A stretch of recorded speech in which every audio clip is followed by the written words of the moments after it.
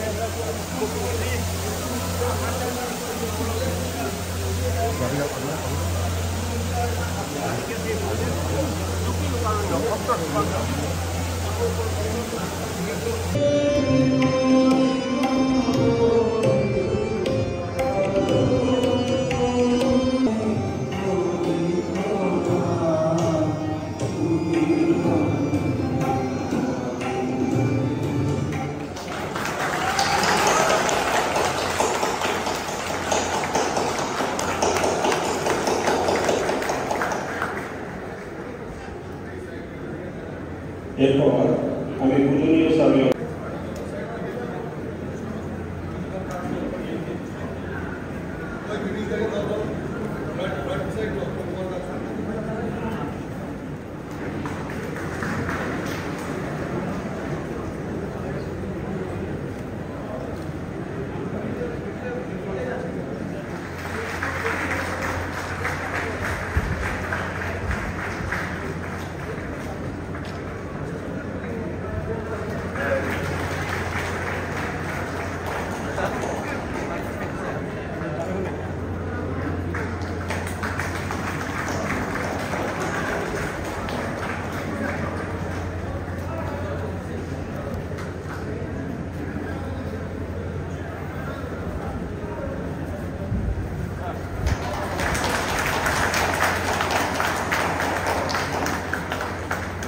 শ্ৰী ৰামকৃষ্ণ পৰমহংসদেৱৰ নৱনিৰ্মিত সাৰ্বজনীন মন্দিৰ উদ্বোধন অনুষ্ঠানত উপস্থিত থাকিবলৈ সাধনাৰ মূল শ্ৰী ৰামকৃষ্ণ পৰমহংসদেৱৰ প্ৰতি গভীৰ শ্ৰদ্ধা জনাইছোঁ।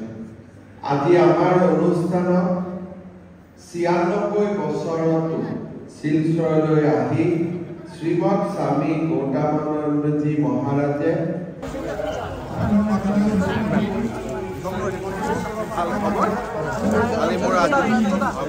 আজি অলপ সময় কম আপুনি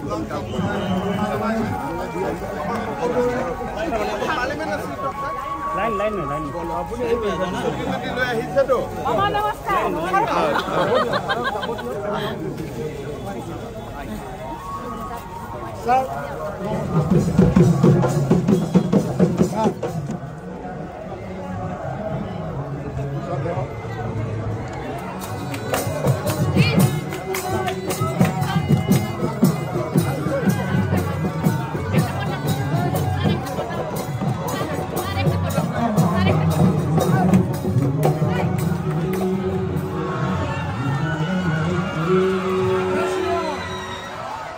ভালে আছে সব ঠিক আছে চল ভালে আছে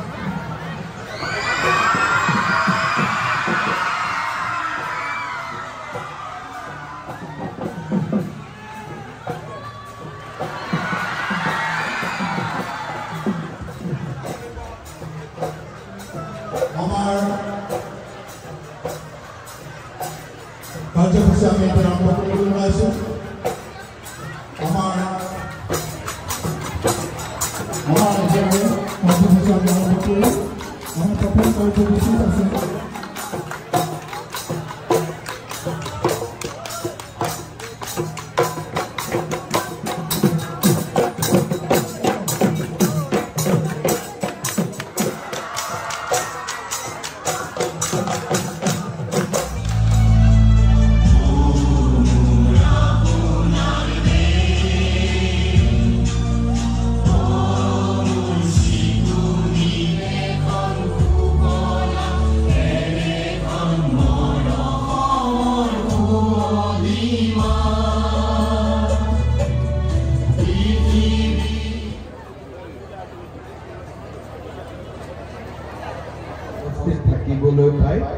মই সঁচাকৈ আনন্দিত হৈছোঁ। নিৰ্মাতা বুলি কোৱা হয়। They are known as an institution maker. সভাৰ নাম উল্লেখ কৰিব লাগিব। দৰাচলতে বৰাক উপত্যকাত অসমীয়া মাধ্যমৰ শিক্ষানুষ্ঠান স্থাপন। মই বৰাক উপত্যকাৰ ৰাইজক অনুৰোধ কৰিম, আমি আমাৰ ব্ৰহ্মপুত্ৰ উপত্যকাত যেনেকৈ সময়ে সময়ে বংগ সাহিত্য সভা অনুষ্ঠিত হয়, কেতিয়াবালৈ বৰাক উপত্যকাৰ ৰাইজেও আমাৰ বৰাক উপত্যকাত অসম সাহিত্য সভাৰ অধিৱেশন নিমন্ত্ৰণ কৰিব লাগে, যাতে আমাৰ দুইটা উপত্যকাৰ ৰাইজৰ মাজত সম্পৰ্ক আমি আৰু নিবিড় কৰিব পাৰোঁ। প্ৰতিযোগিতাৰ পৰিৱৰ্তে দুইটা ভাষাই পৰস্পৰক সহযোগিতা কৰি আমি আগুৱাই যোৱাৰ পথ মুকলি কৰিব পাৰোঁ। বঙালী ভাষাত চলি থকা শিক্ষানুষ্ঠানবিলাকতো ছাত্ৰ ছাত্ৰীৰ অভাৱ হৈছে। কেইবাখনো শিক্ষানুষ্ঠানে এইবাৰ আমাক আবেদন কৰিছে যে বঙালী ভাষাৰ মিডিয়ামৰ লগতে তেওঁলোকক ইংৰাজী মিডিয়ামো লাগে, যাতে ডুৱেল মিডিয়ামত তেওঁলোকে শিক্ষক আৰু ছাত্ৰ ছাত্ৰীক আকৰ্ষণ কৰিব পাৰে। আৰু এনে ব্যৱস্থা আমাৰ নতুন নহয়।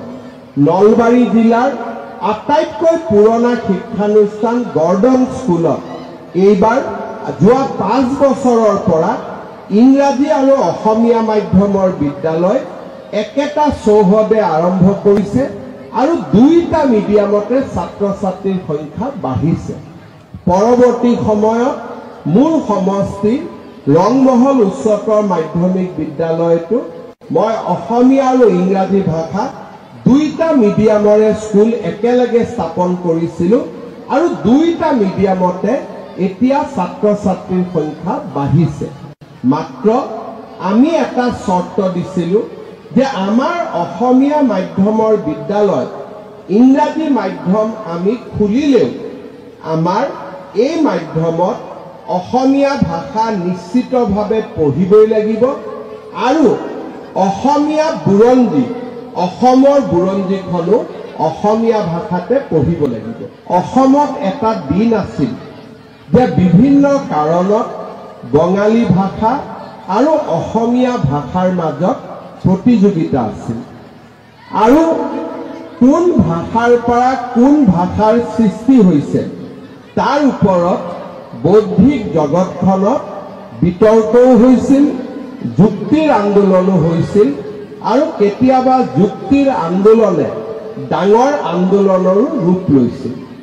কিন্তু যোৱা কেইটামান বছৰত আমাৰ মাজত প্ৰতিযোগিতাৰ পৰিৱৰ্তে এটা সদ্ভাৱ নিৰ্মাণ হৈছে আৰু বঙালী অসমীয়া এই দুইটা ভাষা আমাৰ ৰাইজে নিজৰ নিজৰ সুবিধা আৰু পছন্দ অনুসৰি ব্যৱহাৰ কৰাৰ পৰিৱেশো নিৰ্মাণ হৈছে। যোৱা কেইটামান দিনত কেইবাটাও ডেভেলপমেণ্ট হৈছে, যি বৰাক আৰু ব্ৰহ্মপুত্ৰ উপত্যকাকো ৰাইজৰ দুইটা উপত্যকাৰ ৰাইজক ওচৰ চপাই লৈ আহিছে। 2014 চনৰ পিছত যেতিয়াৰ পৰা আমাৰ মিটাৰগজ ৰেলৱে ট্ৰেক ব্ৰডগজ হ'ল, নিয়মীয়াকৈ ৰেলৰ চলাচল আৰম্ভ হ'ল আৰু ৰাস্তা ঘাটৰ উন্নতি হ'ল, বৰাক আৰু ব্ৰহ্মপুত্ৰৰ মাজত নিৰন্তৰ দূৰত্ব কমিছে। আৰু কেইটামান দিন আগতে প্ৰধানমন্ত্ৰী নৰেন্দ্ৰ মোদী ডাঙৰীয়াই বঙালী আৰু অসমীয়া দুইটা ভাষাকে ধ্ৰুপদী ভাষাৰ মৰ্যাদা দি, ক্লাছিকেল লেংগুৱেজৰ মৰ্যাদা দি দুইটা ভাষাই সম্পূৰ্ণ স্বতন্ত্ৰ ভাষা বুলি প্ৰধানমন্ত্ৰী ডাঙৰীয়াই লোৱা সিদ্ধান্তৰ পিছত আমাৰ বৌদ্ধিক সমাজতো কোন ভাষা ক'ৰ পৰা আৰম্ভ হৈছে তাৰ বিতৰ্কই নতুন ৰূপ লৈছে।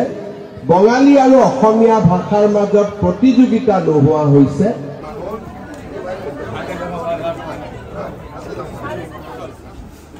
আপোনালোকে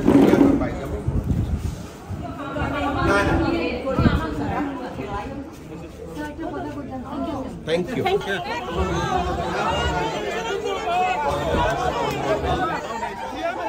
আমরা অত্যন্ত আনন্দিত যে মহতি পদে মাননীয় মুখ্যমন্ত্রী ডক্টর হেমন্ত বিশ্ব শর্মা মহাশয়কে আমরা পেয়েছি অনুষ্ঠানস্থলে প্রবেশ করছেন।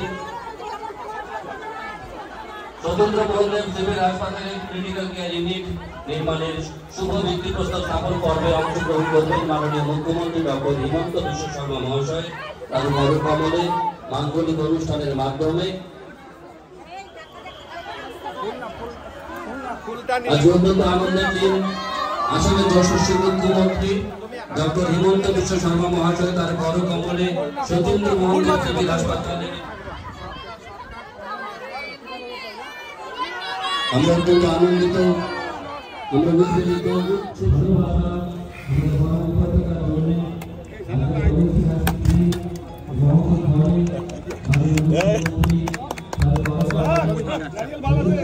একদম নারিয়াল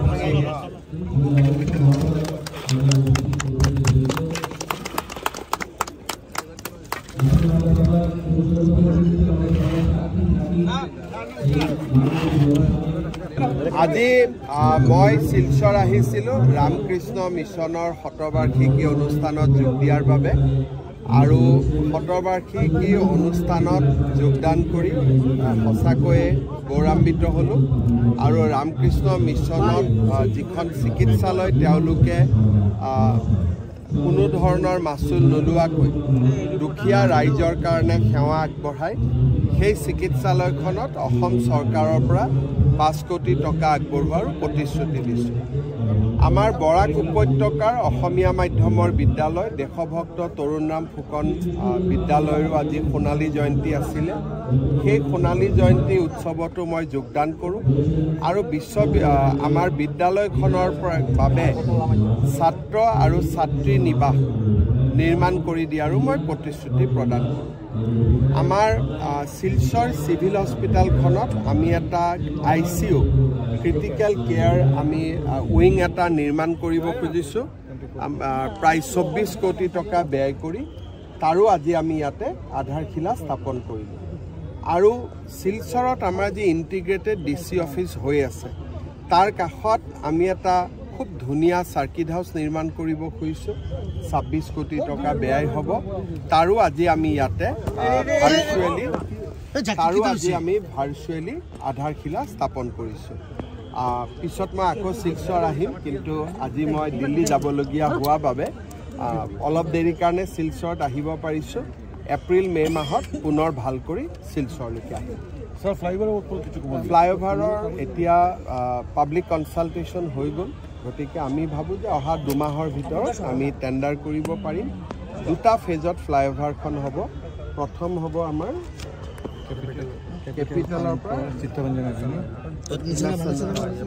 কেপিটেলৰ পৰা নেশ্যনেল হাইৱে পইণ্ট, ছেকেণ্ড পৰ্যায়ত হ'ব আই হস্পিটেলৰ পৰা কেপিটেল পইণ্ট মানে ৰামনগৰ। চ' 2 ফেজত হ'ব আৰু প্ৰথম ফেজটো আমি খুব সোনকালে টেণ্ডাৰ কৰিব পাৰিম বুলি আমি ভাবিছোঁ।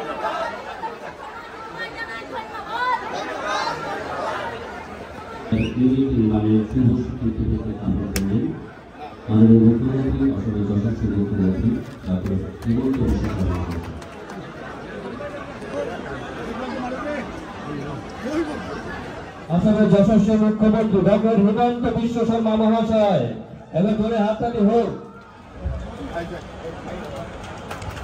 অনেক ধন্যবাদ। কৃষ্ণেন্দু পাল, শিলচৰ লোকসভা সমষ্টিৰ সন্মানীয় বিধায়ক পৰিমল শুক্লবৈদ্য ডাঙৰীয়া, শিলচৰ সমষ্টিৰ সন্মানীয় বিধায়ক আৰু ডায়েলিচিছ ৰুমো থাকিব আৰু 3য় মহলাত operation theatre, therapeutic diet room থাকিব। 4ৰ্থ মহলাত 4খন বিচনাযুক্ত শিশু চিকিৎসা ৱাৰ্ড আৰু 12খন বিচনাযুক্ত ৱাৰ্ড থাকিব।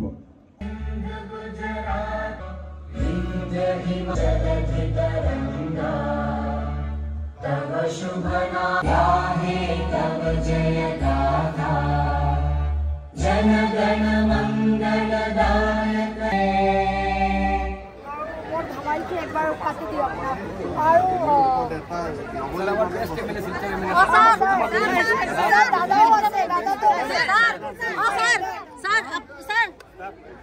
স্যাৰ এটা সেলফি লব বিচাৰে ক্যামেৰাটো ৰেডি কৰক স্যাৰ সিলচৰৰ কাৰণে বহুত বহুত ধন্যবাদ স্যাৰ আপোনাক ক্যামেৰাটো ৰেডি কৰক নহলে আপোনাক ৰেডি কৰিছো ৰেডি কৰিছো